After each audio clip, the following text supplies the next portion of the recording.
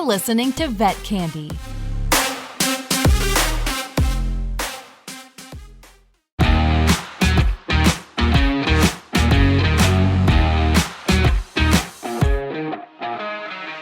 I'm so excited to be back with you. Season 2, 21 questions. I have a really cool guest for you guys today. He is so cool. You would not believe how cool he is. He's just super cool. Dr. Michael Bailey. He's got an incredible background. My favorite part is he's also a Tuskegee alumni, and he is running for the AVMA president. The president-elect, right? You run for president-elect, so you'll be president-elect for a year, then you'll be president for a year, and then you'll be immediate past president for a year. All three of those positions have an impact on the governance. So confusing. So you have three presidents at all times. President-elect, one president, and one immediate past president. But all three of those people, which also carries therefore the history of what's happening in any of those 3 years. Do all three get to vote, or only one gets to vote? All three have a vote. Do you guys get to veto stuff? The president-elect position is more a matter of carrying policy. So we can present, and we do have a voice on the board. But no, it's not like the president of the United States where you can put a veto stamp down. That comes down to the board of directors. But the individuals we're talking about are members of the board of directors. So in addition to that, you are a board-certified radiologist. So you think you're the only radiologist that has ever sought AVMA presidency? Yes. There's not many radiologists, are there? Well, specialists actually do not get involved with the AVMA directly, which is interestingly enough. Is it because they're too busy? I think it's because the fact busy and very busy with own specialty organization, but it's something to be aware of. I don't think a lot of specialists think about the fact that their colleges, their American Board of, is actually responsible up to and from the AVMA. The AVMA are the ones who actually authorize those positions. So they actually are a very important part of the AVMA. And I would like to be sure that all specialists, internists, surgeons, radiologists know that they're an important part of AVMA. Yeah. That's very interesting. I don't know if the last few presidents have been any specialist, especially radiologists. The current past president actually was a member of the American Board of Veterinary Practitioners. So we have had boarded individuals in there before, but never a radiologist. Well, are all the radiologists really pumped because you are running for president? The ones who know that I'm running, yes. The ones who don't know that I'm running will be. Because you're doing it for the radiologist. You know what's funny? Speaking of Tuskegee alumni, Dr. Courtney Campbell once told me he wished he was a radiologist. I was like, why would you do radiology? It's super boring, x-ray and stuff, blah, blah, blah. But now radiology is hot again because of AI technology. You went from being dirty stepchild of vet specialty to being like the hot, technically advanced specialty. Oh, we were never the stepchild, but I tell Courtney that he always wanted to be a cut-up, so that's why he's a surgeon. Now, what do you think about AI in radiology? Are you scared? Is it going to take your jobs away? Absolutely not. AI is going to have a positive impact on medicine, on veterinary medicine, on veterinary radiology. But what we have to be aware of is that there are ethical standards that need to be used in the case of AI. We want to be sure that it provides the best patient care possible. And there are less than ethical individuals that could make it seem like something is working where it's not, and therefore the patient care will be compromised. Are you thinking there would be people like Elizabeth Holmes from Theranos there? There's probably people like that, right? Yes, there are. So we just need to be sure that we're doing everything we can to make sure that the AI is used in the most ethical method possible. But at a time when there's not enough radiologists to go around to read, this is a great opportunity. And I can tell you that back in vet school, I don't know how I got through radiology. Dr. Hall was teaching then. He hated me. I mean, he'd always give me roll his eyes when I came in the room. And I couldn't see anything. And we weren't even doing ultrasounds. I don't even know how I got through it. Yeah, I mean, how did I even pass the boards. I mean, sure, there was a radiology question. I doubt Dr. Hall hated you, first of all. He might have felt sorry for you. He probably felt sorry for me, yeah. But he is like, oh God, here she comes. I looked at those x-rays. It was like looking at those posters that have that funny image. You have to look at it in a certain way to see the image. And I look at it and I couldn't see anything. But I was really good if it was a fractured femur. I tell people when they go to a radiology residency, they check with your kindergarten teacher to see what your imagination was like. The femur's broken completely across. I got it. I could read x-rays for someone who, if it's broken, if it's fractured, if it's tiny, couldn't see it. Every medical tool is not meant for everybody. I tell people I cannot do the complicated surgeries like spays and neuters anymore. I have to do the simple ones like cerebral angiograms and cardiac caths. Well, not me. And ultrasound. Why can't we have technology where it could look like a TV show like Netflix, where you could see it all in color? Why does it have to be like this fuzzy stuff? You should have seen ultrasound when I started. It was black and white and it looked like a Pac-Man game or one of those Space Invaders. That's what it all looked like then. So it's gotten a whole lot better. There's even color in ultrasound now. Oh, that's what I need. Yeah. I need something like that. I need AI. If I had AI technology, I would be unstoppable. And anything's possible for the right amount of money. Right. Are you ready to play our game, Dr. Bailey? I'm ready to try. Okay. First question. What's the weirdest dream you've ever had? First of all, you don't typically remember your dreams, but I do remember one where I was taking care of an alien on the moon and I couldn't figure out how I was able to breathe because I didn't have a spacesuit on. That is really strange. Have you ever had the dream that everyone else has had where you're in school and you have to take a test and you're late and you can't read the test or whatever, you're going to fail and you have to go back to vet school? You mean that was a dream? I thought that was real life. And the alien space, and you're training the animal? I'm treating an alien. I don't know whether it was an animal or whether it was, all I know it was an alien. And I was on the moon.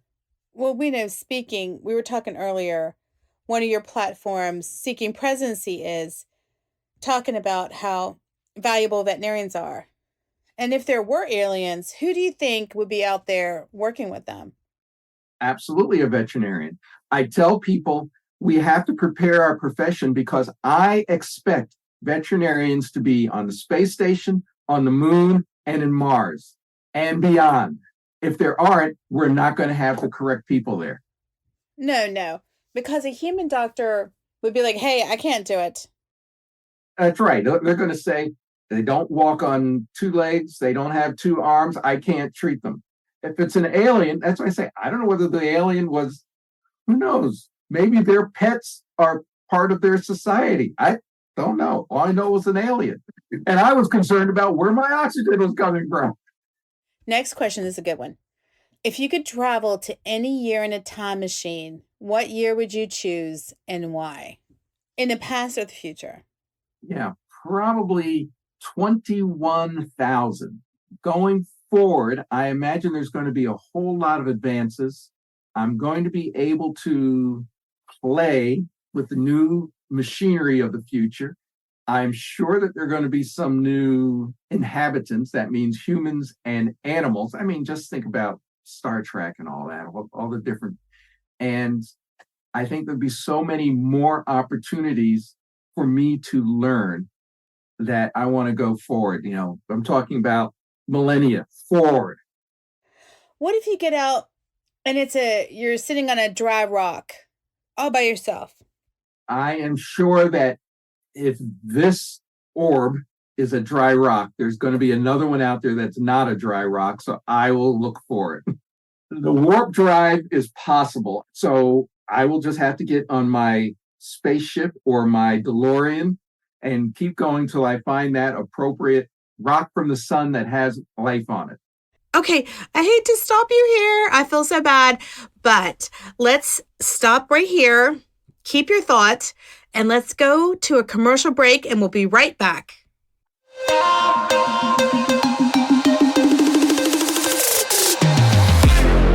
We'll be right back with more Vet Candy.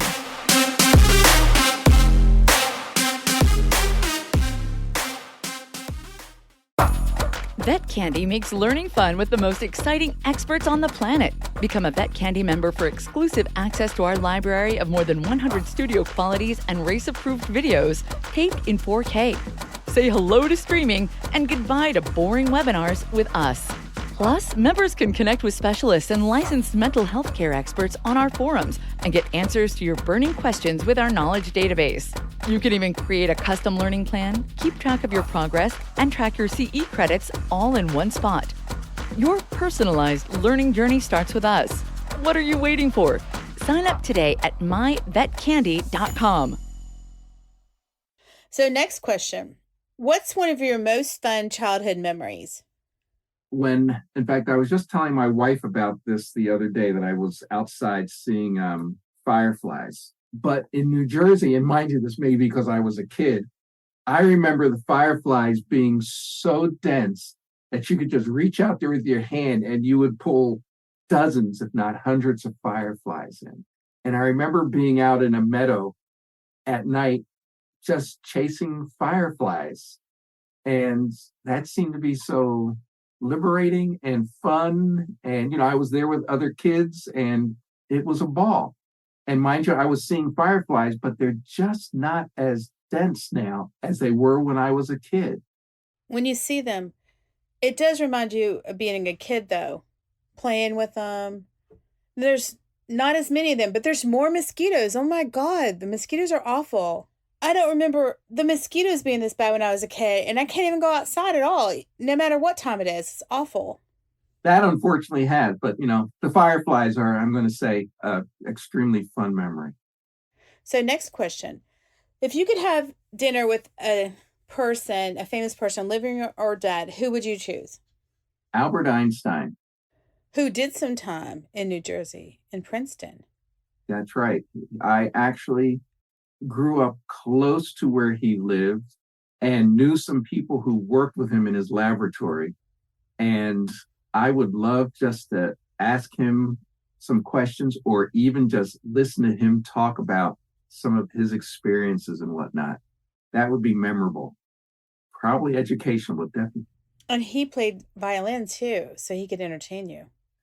Yeah, I could think of other individuals, but I think Albert Einstein would be one of my top. Next question. What is your favorite movie that you could watch over and over again? There's a movie called The Holiday. Oh, the one with Cameron Diaz and Kate Winslet and Jude Law. Yeah, it was The Last Holiday and Holiday. They came out at the same time too, remember? They were so confusing. Well, they always do that. So yeah, I think you're right. They did come out. Queen Latifah's movie is actually fun too, though. I could watch that, but I just sat. It's a romantic comedy, and it's interesting just to see how people's lives, they're distant, and then all of a sudden they're brought together in an unexpected fashion, and a reaction happens. That was really good. It's like a movie that you can watch. It's where you're not watching someone who's getting blown up or shot at. It's something cute. It's entertaining. It's sweet. You watch it in the fall. You drink hot chocolate. You have a little soft blanket on. My wife asked me why I watch some things, and I say it's because of the fact I need some things that I can turn my brain off. I'm not threatened by it. I'm not hearing explosions all the time. And that's that kind of movie where I can just live in the moment and not feel threatened. Next question. What's your biggest fear? Not winning the president-elect position of AVMA. Yeah, not getting that. And you're up against nobody right now. Hopefully nobody joins you or goes against you. Yeah, that'd be sad. So after this, who's going to go up against you? If you're listening to this, talk to your state delegate and tell them you want Michael Bailey as the next AVMA president, because it's the scariest thing if he doesn't get it. But wait a minute, biggest fear, because really the biggest fear is probably waking up in the middle of a forest fire. Did you get a lot of that smoke from the Canadian fires? Yes, got a whole lot of that. But it's even more, I have a son who's a paramedic firefighter, and I have another son who's a police officer. So they're first responders. So whether I woke up in it, if there was one around, one way or the other, I figure that they're going to be involved. And, you have to be afraid for family. I thought it was like one forest fire. And then I was reading it was more than 500 all over Canada. So your kids are first responders. They're heroes. That's cool. My wife is a nurse practitioner. So A plus. Now, okay, next question. What's the wildest thing you've ever done? I'm going to say the wildest thing that I have ever done is probably taking an adventure trip on a motorcycle. Leader of the trip was a motorcycle racing champion. And I was going around curves and mountains and whatnot at speeds that I had never imagined I never would have. Foot peg dragging on the ground, sparking, your head leaning over the yellow line when you see a truck coming at you. What if you found out your son was doing that? What would you do? Tell him to be careful. And my sons have done similar things, so I figure they're all chips off the old block in that regard. How far was this motorcycle trip? It was 500 miles. We went through Tennessee, North Carolina, South Carolina. We went down an area called the Dragon's Tail. I believe that's the right name. And it is 340 curves in 14 miles. And there's a tree halfway down with motorcycle parts nailed to it. Motorcyclist full-time now, or was it just something wild you did in your past? I have not gone on that trip again, but yeah, I have a motorcycle of my own. I like motorcycles. I like going on nice cruising. Do you have one of those big ones that looks like an RV, but it's a motorcycle? It's called a cruiser, the category. So yeah, I guess you could say I have one of the large ones. It's comfortable. I just got the coolest bicycle. I had a mountain bike and then I saw this. It's a cruiser. It's your fantasy idea of a beach cruiser. It's red. I don't even want to use it because it's so beautiful. So I have it in this room and I just look at it all the time. One of these days I'm going to roll it out and ride it. Next question. What's the best advice you've ever received? Best advice I've received is probably the fact that the only person who can tell you not to do something is yourself. You need to be sure that you want to do something. And then if somebody else tells you can't do it, if you say you can, you go ahead and do it. I was told I couldn't go to veterinary school. I didn't tell myself I couldn't go to veterinary school. So I've made it through veterinary school, made it through board certification, made it through my profession. Who told you couldn't go to vet school? My high school counselor. You're not going to believe this. My high school counselor, Mr. Ashley, said the same thing to me. What's wrong with these high school counselors? And maybe they figured there weren't enough positions out there, so they might as well stamp down your expectations while you're in high school. And Mr. Ashley, I hate you if you're listening to this. He didn't even know me. I don't even think he knew my name. He said that I didn't have enough perseverance to go to vet school and I should choose another career. And I was like, if I had listened to that guy, I would have never gone to vet school. I have more perseverance than anybody. I'm like super perseverant. I was working at Taco Bell at the time, and I probably would have stayed there if I listened to him. But what did these people say to you? Just the fact that I really wasn't the kind of person that would succeed into it. They didn't think I would have the grades to make it through college. Turns out I was dyslexic, so I was having problems. It was my aunt, who was a school teacher, who was there visiting us one day, and she's looking down. She said to my mom, he says, "Do you know that your son is dyslexic?" And my mom said, "Really?" It's dyslexia. And started working on things there. And finally, I just decided this was something I was having trouble reading. And one summer, I decided I was going to read. So I started picking up every book I could, and I started reading, got interested in science. Here I am today. So the advice is, you're the only one who can tell you that you can't. And if you're not telling yourself you can't, that means you can. That's interesting. If you had dyslexia, did you have to retrain your brain how to read? Yeah, it's harder than that, though, because, I have the kind where letters get switched around and whatnot. So I had to realize that if I'm going along something and things don't quite look right, I close my eyes for a second and force things to realign themselves. I'm lucky I'm not a journalist in the fact that spelling is, I tell people, God left that portion of my brain out. but I went to Catholic school younger on, and I had a nun who asked me, "Do you think you're going to have a computer that checks your spelling and works on your grammar?" And I said, "Yes." I won't tell you what happened after that, but I wish I could go back now and say, "Here's my machine that checks my spelling." That's right. Here it is. Okay, hold that thought. We've got to go to commercial break, and we'll be right back, so stay tuned.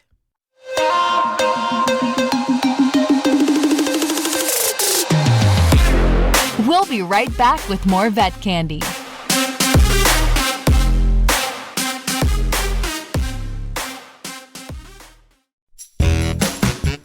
Hello, this is Caitlin Palmer. You probably know me as the desk wench. You know, the sweet TikTok receptionist who has to deal with the evil Karen Stevens. Well, if you like that, you are going to love my new podcast, Desk Wench Confessions. On my show, I have funny guests who tell me about their own Karens. Plus, we have contests, giveaways, and skits. Trust me, you are going to love it. Check it out on a podcast platform of your choice on Vet Candy Radio. So in the future, when you're receiving your presidency, you can dedicate it to that nun and who said, "I could never make it because I couldn't spell." That's good. You can't let people hold you back. No, if you have an interest in something, you should pursue it. And you find your own way. And one of the reasons why we may have a deficiency in individuals in any particular area is because somebody stood in their way and they didn't have the extra motivation to figure out how to get around that individual. I've met several people who have told me that people have told them that they couldn't be veterinarians. One of my former colleagues, her guidance counselor told her she could never get into vet school and she should go into vocational school. That lady, not only did she go to vet school, she had a PhD in pathology and she was double boarded in toxicology. We got to get a group together and stop this. Keep people from doing that now. I know people are telling me they're getting discouraged now. You can't listen to those people. If you really want to do it, there's a way of doing it. What is a bad habit that you have that you've been able to overcome? I don't know because I don't remember any bad habits. My wife will probably tell me I've got lots of bad habits. You know, at this moment, I know I have a lot. I just can't think of what it might be. That's okay. Next question. What is your dream road trip destination? I just got back from Africa in May. I would love to go back to Africa again. I went to South Africa, so went on a South African veterinary safari. There were 13 of us, 10 of us. It was a photographic safari, people, right? Not a shooting people. I want to be honest, we did shoot some animals. We shot them with dart guns because we moved some. We did rhino dehornings. The reason is... Did you take pictures of that? I have got to see it. I need to see you in your motorcycle, and I need to see you with that rhino. Well, we also darted hippopotami. And the reason why we were darting hippopotamus is because the fact there can be too many in a lake and they can cause damage. So there's a choice, either euthanize them or move them. And we helped the farmer move them to another location that needed some. And we also spent a day in a village, Willow, it's the name of the village, where we vaccinated and dewormed dogs, de-ticked them, de-fleed them, and gave soccer balls out to the kids, and the kids all had fun with the soccer balls. That's so wonderful. Wow. Spent 2.5 weeks. That was only one. That was South Africa, and Africa is such a big continent. I would love to see more of it. I would love to take my motorcycle through it. Then again, I also want to be sure that we don't run into problems. Yeah, there's some problems in some areas, especially in Nigeria right now. I feel like the cradle of civilization, and we should all go there. One group of Africans in South Africa can trace their ancestry back 30,000 years. And something which I learned while there, and I think I'd heard it before, but they were trading with Asia in the years BC. So before there were trade routes being thought of, before Europeans arrived to South Africa was trading with Asians. The Asians are coming down to South Africa. You know that purple dye, which you see in royalty and whatnot, indigo? Yeah. that came from South Africa. So the Asians came down. That's one of the reasons they came. They came to trade for the indigo dye. I would have discovered places that had chocolate. It's weird. People are looking for dyes and spices and tea. I would be like, take me to the chocolate areas, the candy areas, the sugar canes. I'm sure that there were other things they were trading for, but that dye was an extreme. Only royalty was wearing it because it was so hard to come by. Wow, that's so cool. It would be cool to go back and go on a motorcycle. Yeah. So, next question. What is your favorite food of all time? Homemade chili. I like my chili with beans and with ground meat. I prefer beef, not chicken. But really, I go places. There's two foods which I try almost every place I can. I try their chili and I try their cheesecake. This sounds really good. Again, you go watch your show, The Holiday, eat some chili, drink some hot chocolate by a fire with a nice, soft, furry blanket or Snuggies. Okay, next question. What's your biggest regret? I guess there are some young ladies who I have met in my life that I wish I'd gotten to know better in a appropriate manner, but haven't. So meeting people as a whole, I'm an introvert. There's been many opportunities which I had turned up in life because, I'm too shy to do it. Because of that, I have tried to avoid that. There's something I want to do. I try to go out and do it. Then I go back to my room afterwards and I melt. But early on, particularly high school, there were opportunities, and I'm going to say friendship opportunities, maybe romantic opportunities, which I missed. Oh, because you were so shy. You go to the dance and you stand on the side and you can never ask someone to dance. Well, I can tell you on behalf of the women everywhere, we were also at those dances on the side waiting for someone to ask us to dance. Yeah, but us shy guys, we don't know that. And even if we did know it, we were too shy to do anything about it. Boys are too shy. Girls are too shy. Everyone's too shy. I try to get my kids to get over it and say hello to people and talk to them, see someone by themselves and talk to them. And they get sort of awkward and nervous. They get like really nervous and shy. But I'm hoping, by the time they go to junior high or whatever, middle school, that they can actually ask someone to dance. I think boys are worried about rejection, but who cares? Move on to the next lady. There's girls out there that want to dance. So easy to say that when you're mature, but when you're a kid, you're afraid of rejection. So I'm saying, yeah, that's one of my regrets. Okay, next question. What is the weirdest thing in your closet? I probably have gotten rid of a lot of them. My wife has forced me to. I have a kente cloth right there. I don't know if you can see it. That's not weird, though. Are you in your closet, too? Oh, I see. You're near your closet. Yes. I'm near a closet right there. And I don't consider that weird. It's just when I wear that, people think I'm weird because they don't know what it is. So what is it? A kente cloth. And how do you wear it? A kente cloth, it's worn like a shawl. In Africa, it actually gives you an indication of the person's position. Okay. It used to be that only royalty could wear kente cloths. It actually, and I'm trying to think the country, I think it was Nigeria. There was one particular portion of Africa where they came from. Uh-huh. And now the most important thing to know about it is the different colors and patterns on the kente cloth tells you something about the individual. Like the yellow-orange portion you can see back there, that's the position of authority, power, leadership, for example. And so I said, it's not so much weird, but when I wear it, people think I'm weird. But it also starts conversations because then they ask me, what is it? And then I start to explain what it is. And then they had the different plaids. Like the Scottish had that with the different clans, where you could see the different patterns and know who they were, which clan they were in. I think it's Kenya, right? Yeah, I'm trying to remember, and excuse me, I don't remember exactly what country it actually leads to, because in that particular country, if you're not royalty and you're wearing a royal kente cloth, you can get in trouble. But I don't remember what country. But basically here, it's an indication of respect for African ancestry. And now for your last question. Are you ready for this? Uh-oh. The next question is, to win the presidency of the AVMA next year, they're doing a karaoke competition. So what song would you sing that would make sure you won the competition? And if I was in charge of the AVMA, this is how I would decide who the president was. Nobody's voting on it. It would be, well, I mean, you'd vote on the singing. It could be, hey, you could do this as a rule. So the next president has to do karaoke.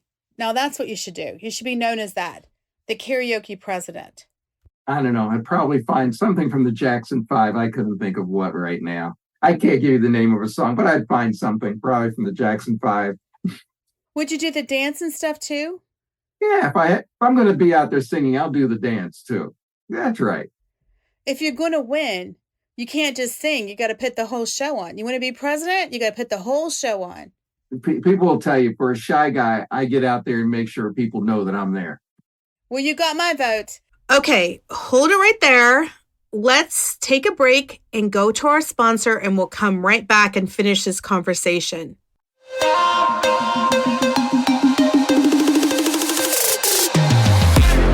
We'll be right back with more Vet Candy.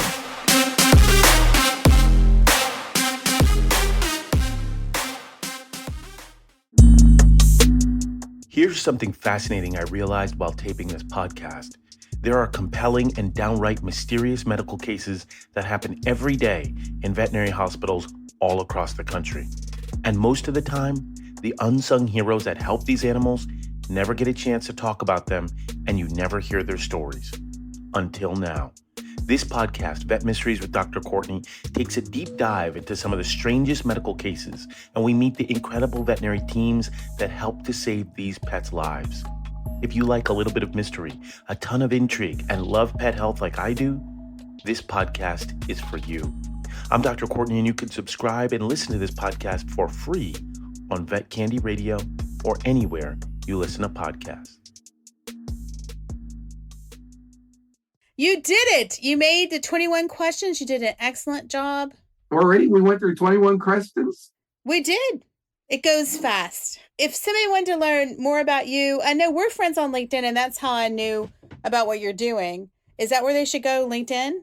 That's the best place. I'm putting out more and more information on LinkedIn. That's also Facebook on through there. And believe me, you can put in my name, Michael Q. Bailey, DVM, and they'll come up with a lot. I have a number of articles out there if you're interested in magnetic resonance spectroscopy or something. You really want to know. And put it this way, that's a great topic if you're having trouble sleeping. But diagnostic imaging, radiation safety, I'm not a hard person to find something about. Hopefully it's all good. So check them out on LinkedIn. I'll put in the show notes. I'm so proud of you for running for AVMA president. And it looks like you're a shoo-in since no one else is running against you. So, and I bet all the radiologists are so excited. They're cheering. As of today, say last year, 3 people ran. This year, they saw me coming and they all ran the other way. Okay, we don't want any competition. Nobody run against this guy. So he can change the rules and we can do karaoke presidents. No, it's not easy. I still have to put out the effort, but still, I'm going to work hard. I want everybody to know veterinary medicine is the best profession in the world. I want veterinarians to know that there is more work out there than anybody can imagine. And I don't mean only in private practice, because that's so important, but there's public practice. There are so many things in the government. I went and talked to some students a few weeks ago, and I asked the kid, I said, are you interested in veterinary medicine? And he said, I don't know. I said, you don't know? He says, do you know anything about veterinary medicine? And he said, no. I said, well, do you like playing video games? He said, yeah. I said, so that takes a lot of eye-hand coordination, right? He said, yeah. I said, do you like robots? He says, yeah. I said, do you know that the first surgical robot was built by a veterinarian? And he said, really? I said, yes. So you could be the next person to build a surgical robot as a veterinarian. We need more. We need to recruit more people. We need more people because there are so many things. Without veterinarians, these things are not going to be thought of. Depends on us. I tell everybody, if there is a zombie apocalypse and you got to go to your space machine to 2100 and there's a zombie apocalypse, you better be near a veterinarian if you want to survive, or be one. Because if not, you will not make it. There's a zombie apocalypse. We'll figure out how to de-zombie them. Make them into pets. Reverse the process of zombiness. When you have a veterinarian, there's always an answer. That should be your catchphrase. That's right. Veterinarians will solve it. So we need more veterinarians because we have lots of things we need solved. It was so nice having you on the show. Thank you, thank you, thank you. And for our listeners, I'm so excited. We have season 2 of 21 questions for you. I think our next guest is Dr. Danny Sachs. So thank you for listening and check us out next week. Bye.